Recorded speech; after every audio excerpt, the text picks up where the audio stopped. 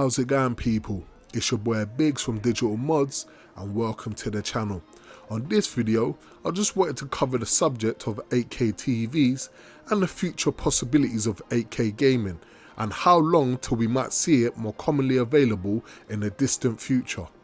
Over the last decade, TV manufacturers have been seeing bumper profits due to a large percentage of the planet buying brand new high definition televisions, selling millions of units, but this success has presented a new problem for manufacturers: how to keep these levels of sales up. The answer to this is to create new groundbreaking technologies and formats: 3D, 4K, HDR and Dolby Vision. Each format designed to boost sales and take more money from the consumer's pocket, with the latest one being 8K. Even though 8K has been discussed for some years now, with sample TV showing off at consumer shows like CES in Las Vegas over the last couple of years, the reality is we are a long way from seeing an 8K display available for your home entertainment system. The biggest issue is these televisions are increasingly difficult to make and the manufacturers are experiencing poor yields in production. This has driven a price way beyond what the everyday person can afford, because they are so expensive the retail price would more resemble a lottery prize draw. So I believe sales will be more aimed towards the commercial sector, like airport departure boards, other transport hubs and commercial advertising, things that contain a lot of information that will be viewed from a distance. Places like Piccadilly Circus in London, Times Square in New York may already use these kinds of displays. A common prediction for 8K televisions to be more commonly available will be 2020 to 2021 for a retail model, costing in the region of £5,000 or $8,000. With 8K TVs so far away, like Tom Hanks hugging Wilson looking into the horizon, only in the last 24 months gamers have seen graphics cards become increasingly capable of running 4K at 60 FPS on a single card. So to produce 4 times that many pixels is going to require a huge amount of computer power. In my opinion, at the moment 8K isn't really going to add a great deal extra to games, when we are struggling to achieve a uniformity of 4K 60 FPS on all platforms. Also, the current highest resolution monitor is currently only 5K. But then the next question, is it actually possible to run games at an 8K resolution?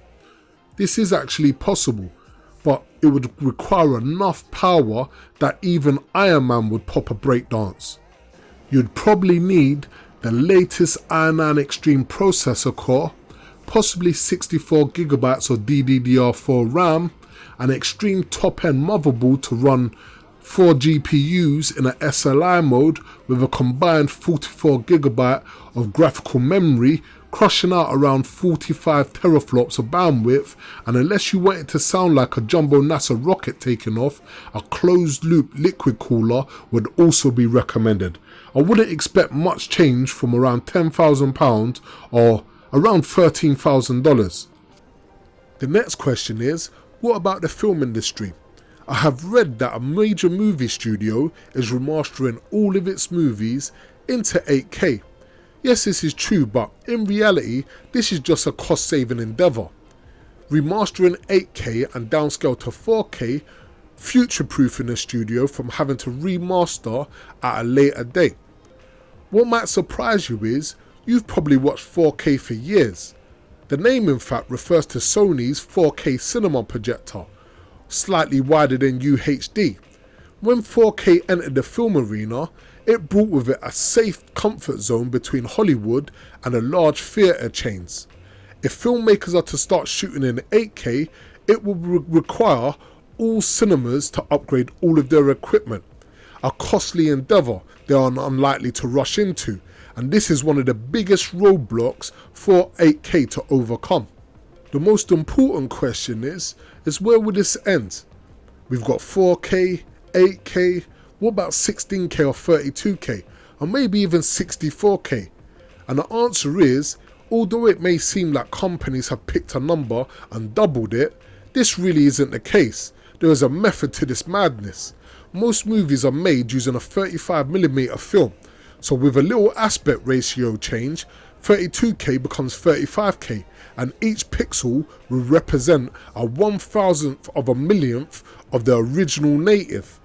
This will give us a near as possible reproduction of what the director sees through the camera lens. 64K after this will be the same for IMAX film at 65mm, giving us such clarity it will be like looking through a window pane, or sort of like glass and glass 3D, sort of like the new technology that should be launching in the next 20 years of point of visibility, where you can see a 7-dimensional picture without actually having to use any glasses at all. But I want to hear your comments and opinions. Do you reckon 8K is a waste of time since 4K ain't even been properly established yet?